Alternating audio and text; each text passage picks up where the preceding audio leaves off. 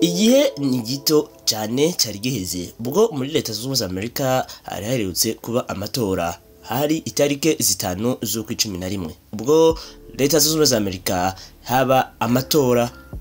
Benshi imitima yari ihagaze ku ruhande rwa Kamala Harris na Donald Trump. Byose byagarutse bikubita swata kuri Kamala Harris. Dukomeze ino nkuru kandi subscribe, like na partage. Ariko turi kumwe na Irakoze Dasin kuri Kiyago cha Boss TV. Ubwo muri leta zunze ubumwe za Amerika itarike zitanu z'ukwa 11 haba amatora. Byari ibintu biryoshe cyane, ariko umutima kuri Kamala Harris ntiwari hamwe ndetse na Donald Trump. Ku bakunzi babo, ubwo Donald Trump yakubise impaga, ubwo nubu Kamala Harris ataco ariyumvira, ataramenya uko byagenze.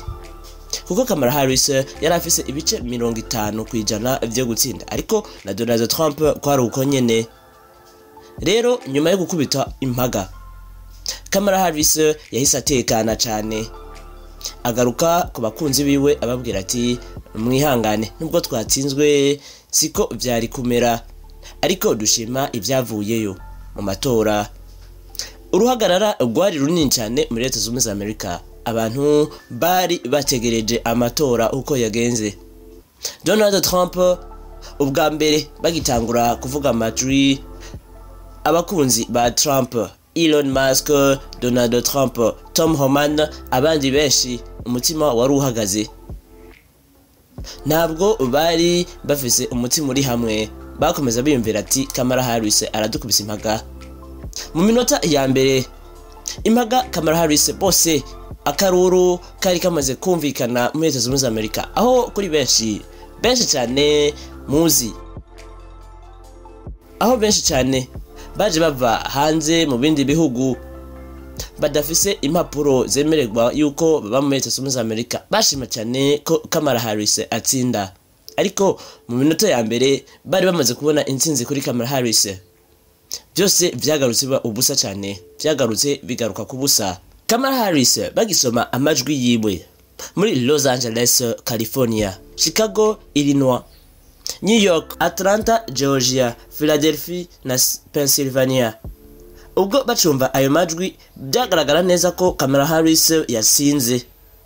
Ariko muri Pennsylvania suko vyagenze, ubwo bari biteze amajwi menshi, bagisomaho akaruru kari kenshi kuko yarasumbije Donald Trump amajwi atari make cyane. Bakibandanya ubwo bari bageze neza na neza muri Miami, Florida, Cleveland, Ohio, Pittsburgh, Pennsylvania, Phoenix, Arizona, Dallas, Texas. Aho Donald Trump yaramaze kubakubita impaga. Umutima kuri Donald Trump ucuja hamwe. Kamala Harris acaratekana, aho nyene yahise yumva atakindi kintu yohavura avuga, nubo ntarasobanukirwa ivyabaye. Abantu benshi sinzi bari bazi ko Kamala Harris ari butsinde, ariko byabaye imfa gusa, aho Donald Trump yamukubise impaga amajwi atari make cyane. Dukomeze no nkuru. Nyuma yo kumva ivyo, bahise bamenyesha yuko itariki 20 z'ukwa mbere hazohita haba investiture canke ukwimikwa kwa Donald Trump. Imbere y'isinzi ry'abantu, Donald Trump yishimiye ashimira cyane abanyamerika kuba baramutoye ngo ahavure asubira kuba umukuru w'igihugu wa kabiri, asubiye gutwara ku nshuro ya kabiri. Yari umukuru w'igihugu wa 45 neza muri leta zunze ubumwe za Amerika, ariko nubo agarutse ari umukuru w'igihugu wa 47. Nagatangaza, byari ibitangaza cyane. Abanyamerika isinzi barashimye cyane kuri Donald Trump, ariko byinshi byagarutse bitandukanye cyane. Benshi biyumvira ati mbega Donald Trump kongera gutwara byagenze gute? Donald Trump icatumye atwara sikindi, ubwo Kamala Harris yarafise imigambi irashe na cyane ku banyafrika baba muri leta zunze ubumwe za Amerika batazongera kwirukanwa.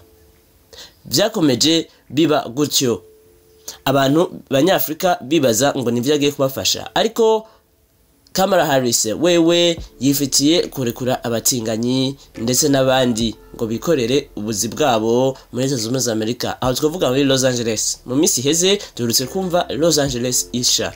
Los Angeles muri California niyo leta ya mbere Kamala Harris yaronsemwo amajwi menshi cyane. Nico bari bamushimiye, ariko abanyamerika bamwe barifuza ko Amerika idasubira kubamwo ibintu nk'ivyo by'ubutinganyi. Donald Trump muvyo yaravuze ati sinzongera kwemerera ubutinganyi muri Leta Zunze Ubumwe za Amerika, nzobituza hasi hejuru, kuko murazi neza ko Donald Trump ari umwe mu bantu bagarariza banka igitsina gore na cyane mu bintu bibi bakora by'ubutinganyi ndetse n'abagabo uko nyene. Ikindi muzi kuri Donald Trump nuko inyabukira yose idafise urupapuro rwemeza ko yoronkeraho ubuhungiro azohita yirukanwa burundu, nta gihe gitoya gisigaye batagarutse mu macumbi yabo muri Afrika, muri Asia, za Brazil, aho hose niho bizogenda bagaruka basubira.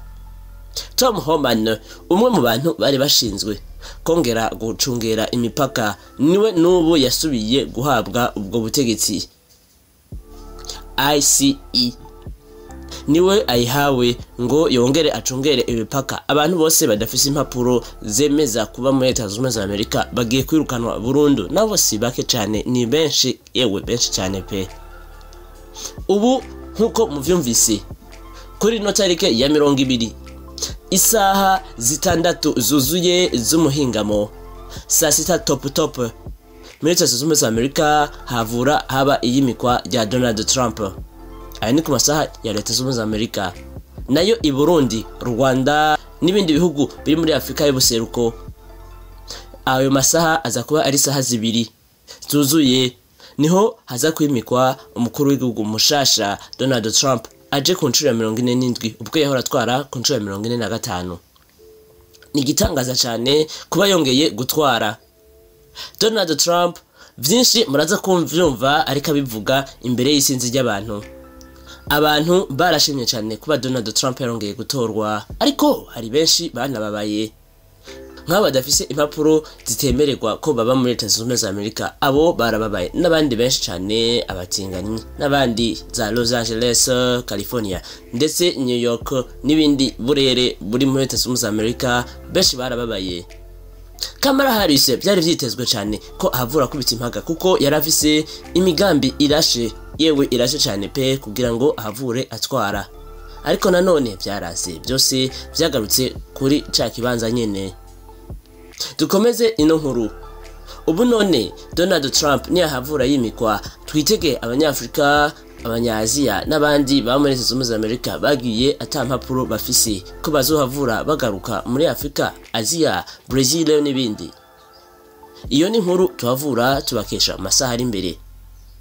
Donald Trump ubwo aza kurambika ikiganza cye kuri Bibiliya, niho tuzakumva byose. Isaha 2 muri Leta Zunze Ubumwe za Amerika ni saa 6 niho aza kwimikwa.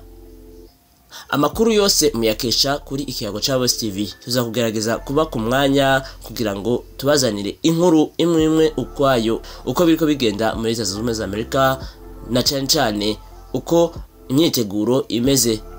Amasaha ni make cyane kugira ngo avure yimikwa, na amasaha ashika kuri 8 dusigaranye. Dushimire mwebwe mwese mwadukurikiranye, naho ubutaha mwari kumwe na Irakoze Justin kuri ikiyago cha Boss TV. Ciao ciao.